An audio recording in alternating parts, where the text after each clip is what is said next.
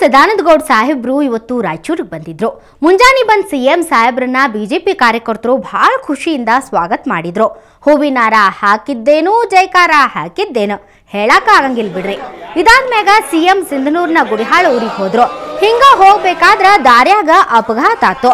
CM ಕಾವಲಿಗಿರ್ತೈತಲ್ರಿ ಗಾಡಿ, ಅದು ಕಸ್ಬೆ camp ಹತ್ರ ಎಮ್ಮಿಗ ಡಿಕ್ಕಿ ಹೊಡೆದದ. ಎಲ್ರದ್ದು ಅದೃಷ್ಟ ಚಲೋ ಇತ್ತು, ಯಾರಿಗೂ ಏನೂ ಆಗಿಲ್ಲ. ನಾಡ್ದೋರಿ ಬಂದಿದ್ದಕ್ಕ ಊರಾನ್ ಮಂದಿ ಭಾಳ ಖುಷಿ ಆಗಿದ್ರು. ಸಿಂಧನೂರ್ನ್ಯಾಗ ಮಾತಾಡಿದ ಸಿಎಂ ಲೋಕಾಯುಕ್ತರನ್ನ ಕೊಪ್ಪಳ ಚುನಾವಣೆ ಆದ್ಮ್ಯಾಗ ನೇಮಕ ಮಾಡ್ತೀನಿ ಅಂದ್ರು.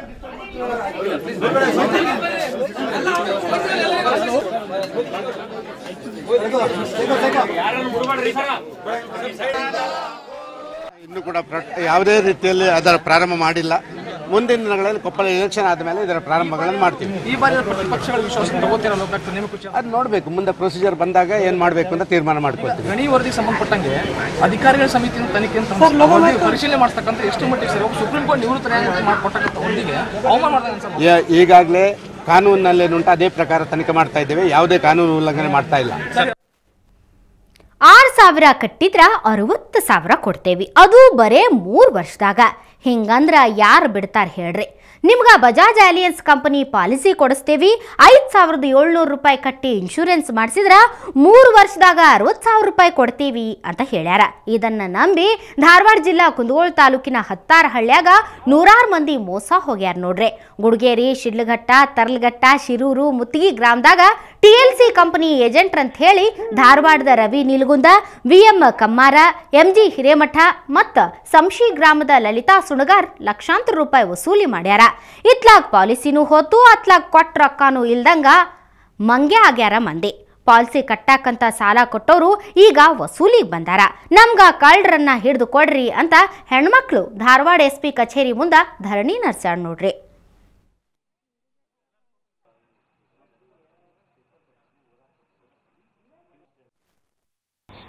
ಅಷ್ಟು ನಾವು ತುಂಬ್ತೀವಿ. ಅದು ಒಬ್ಬೊಬ್ಬರ ಹೆಸರಲ್ಲಿ 10,000 ರೂಪಾಯಿ ಕೊಡಿಸಿ 11,500 ರೂಪಾಯಿ ನಾನು ತುಂಬ್ತೇನೆ. ನಿಮ್ಮ ಫೈನಾನ್ಸ್ 5 ವರ್ಷನ ನಾವ ಕಟ್ತೇವಿ.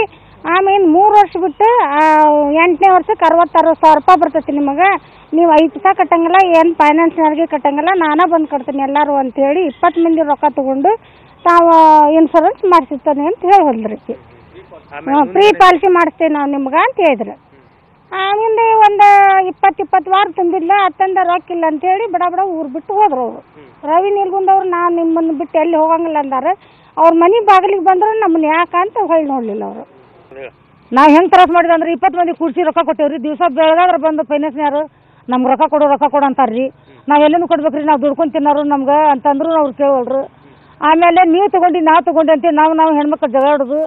ಸಂಜೆ ಮುಂದೆ ಗಂಡ ನಮ್ಮ ರೈತರು ಎಷ್ಟು ಹೋರಾಟ ಮಾಡಲಿ ಸರ್ಕಾರ ಅದಕ್ಕೆ ತಲೆ ಕೆಡಿಸ್ಕೊಳಂಗಿಲ್ಲ. ಇದಕ್ಕಂತನ ದಾವಣಗೆರೆ ರೈತರು ಸಾಕಾಗಿ ಕೊನೆಗೆ ದೆಲ್ಲಿ ದಾರಿ ಹಿಡ್ದಾರ. ಭತ್ತ ಮತ್ತು ಕಬ್ಬಿಗ ವೈಜ್ಞಾನಿಕ ಬೆಲೆ ನೀಡಾಕ ಬೇಕ ಅಂದಾರ. ಅದಕ್ಕೆ ದೆಲ್ಲಿ ಚಲೋ ನಡೆಸ್ಯಾರ. 150 ರೈತರು ದೆಲ್ಲಿಗೆ ಹೊಂಟಾರ. ಇವ್ರ ಜೊತೆ ಹೆಣ್ಮಕ್ಳು ಅದಾರ. ದಾವಣಗೆರೆಯಿಂದ ಹೊಂಟ ಈ ರೈತರು ದೆಲ್ಲಿಗೆ ಹೋಗಿ ಜಂತರ್ ಮಂತರ ಹತ್ರ ಪ್ರತಿಭಟನೆ ಮಾಡ್ತಾರ. ಇಡೀ ದೇಶದಾಗೇನೆ ಕಬ್ಬು ಮತ್ತು ಭತ್ತಕ್ಕೆ ಒಂದೇ ಬೆಲೆ ಇರಬೇಕಂತಾರ. ಅಷ್ಟ ಅಲ್ದ ಗೊಬ್ಬರ, ಸರಿಯಾಗಿ ಕರೆಂಟ್ ಕೊಡೋದು ಸೇರಿದಂಗ 10 ಬೇಡಿಕೆಗಳನ್ನು ಈಡೇರಿಸಬೇಕಂತ ಒತ್ತಾಯ ಮಾಡ್ಯಾರ.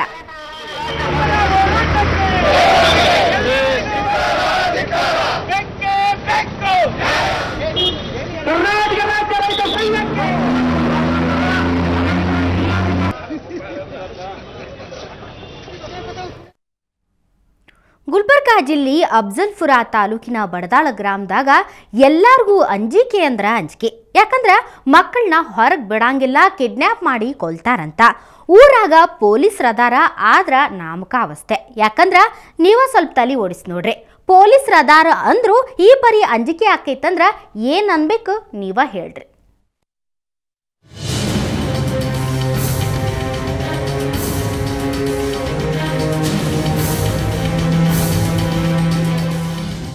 ಐದು ದಿನದ ಹಿಂದ ಅಫ್ಜಲ್ಪುರ ತಾಲೂಕಿನ ಬಡದಾಳ ಗ್ರಾಮದ 4 ವರ್ಷದ ಹುಡುಗ ವೀರೇಶನ್ನ ಬೇರೆ ಹೆಮ್ಮಿಲೆ ಕೊಂದಿದ್ರು. ಬಟ್ಟು ಕಿವಿ ಕತ್ತರಿಸಿ ಪೂಜೆ ಮಾಡಿದ್ರು. ಆಮ್ಯಾಗ ಕತ್ತು ಕೊಯ್ದು ಕೊಂದಿದ್ರು.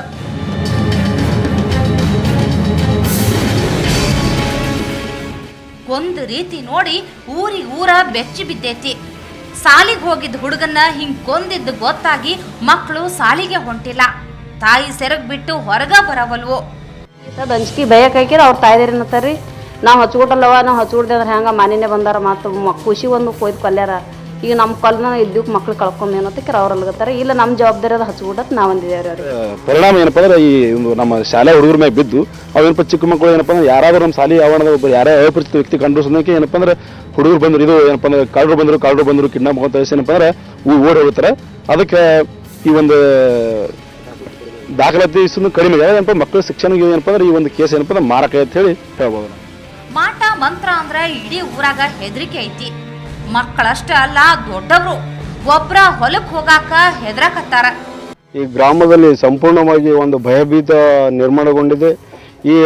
ಅದೇ ಒಂದು ಘಟನೆಯನ್ನು ತಿಳ್ಕೊಂಡು ಇವತ್ತು ಯಾವುದೇ ಒಂದು ಸ್ಕೂಲಿಗೆ ಹೋಗಬೇಕಾದ ಹುಡುಗರು ಕೂಡ ಅನಿಸ್ತಾ ಇದ್ದಾರೆ. ಹೊಲ ಗದ್ದೆಗಳಲ್ಲಿ ಕೆಲಸ ಮಾಡಬೇಕಾದ್ರೆ ಕೂಡ ಸಣ್ಣ ಬಾಲಕರಲ್ಲಿ ಇತರಲ್ಲಿ ಭಯದ ವಾತಾವರಣ ಸಂಪೂರ್ಣವಾಗಿ ನಿರ್ಮಾಣ ಕೂಡ ಯಾವುದೇ ಸಣ್ಣ ಬಾಲಕರು ಕೂಡ ಶಾಲೆಯಲ್ಲಿ ಹೋಗ್ತಾ ಇಲ್ಲ. ಊರಾಗ ಮಾರಿ ಮುಚ್ಕೊಂಡು ಮಂದಿ ಅಡ್ಡಾಡಕತ್ತಾರನ್ನೋ ಗಾಳಿ ಸುದ್ದಿ ಊರಾಗಿನ ಮಂದಿಗೆ ಇನ್ನಷ್ಟು ಅಂಜಿಕೆ ಮಾಡೈತಿ.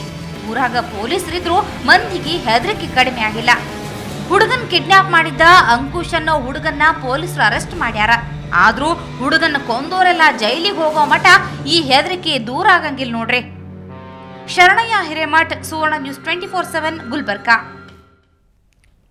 ಹುಬ್ಬಳ್ಳಿಯಾಗ ಡಿ ಗೋವಿಂದರಾವ್ ಅಂದ್ರ ವರ್ಲ್ಡ್ ಫೇಮಸ್. ಯಾವುದರ ಹೋರಾಟ ಇರಲಿ ಅಲ್ಲಿ ಗೋವಿಂದ ಹಾಜರ್. ನಮ್ದು ನಿಮ್ದು ಅಂದ ಕನ್ನಡ ಪರ ಹೋರಾಟ ಎಲ್ಲರ ಇರಲಿ ಜೈ ಅಂತ ಹೇಳಿ ಹೋಗ್ತಾರ. ಆದ್ರೆ ಈಗ ಗೋವಿಂದರಾವ್ ಬೆಂಗಳೂರು ಫಿಲಂ ಚೇಂಬರ್ನ್ಯಾಗ ಉತ್ತರ ಕರ್ನಾಟಕ ಮಂದಿಗ ಒಂದು ಸ್ಥಾನ ಕೊಡ್ರಿ ಅಂತ ಮನವಿ ಮಾಡ್ಕೊಳಕತ್ತಾರ. ಇದ 24ಕ್ಕ ಕಾರ್ಯ ಸಮಿತಿ ಎಲೆಕ್ಷನ್ಯಾಗ ನಮ್ಮ ಕಡೆ ಮಂದಿನ ನೀವು ಆರಿಸ್ತನ್ನಿ, ಇಲ್ಲಾಂದ್ರ ಉತ್ತರ ಕರ್ನಾಟಕದ ಜನಕ್ಕಂತಾನ ಖೋಟಾ ಮಾಡ್ರಿ ಅಂತ ಗೋವಿಂದರಾವ್ ಹಠ ಹಿಡ್ದಾರ. ಫಿಲಂ ಚೇಂಬರ್ಗೂ ಮನವಿ ಮಾಡ್ಯಾರ. ಹಂಗಾನ ಇವತ್ತು ಗಾಂಧಿನಗರದಾಗ ಸಣ್ಣ ಹೋರಾಟನೂ ನಡೆಸಿದ್ರು. 4 ಮಂದಿ ಕರ್ಕೊಂಡು ಇಲ್ಲೇ ಇರೋ ಮೋತಿ ಮಹಲ್ ಹೋಟೆಲ್ ಕಡೆಯಿಂದ ನಡ್ಕೊಂಡು ಬಂದು ರಾಜ್ಕುಮಾರ್ ಅವರ ವಜ್ರೇಶ್ವರಿ ಕಂಬೈನ್ಸ್ ಆಫೀಸ್ ಮಠ ಘೋಷಣಾ ಕೂಗಿದ್ರು. ಆಮೇಲೆ Vajreshwari combines manager KB Puttaswamy ಅವರಿಗೆ ಮನವಿ ಪತ್ರ ಕೊಟ್ರು.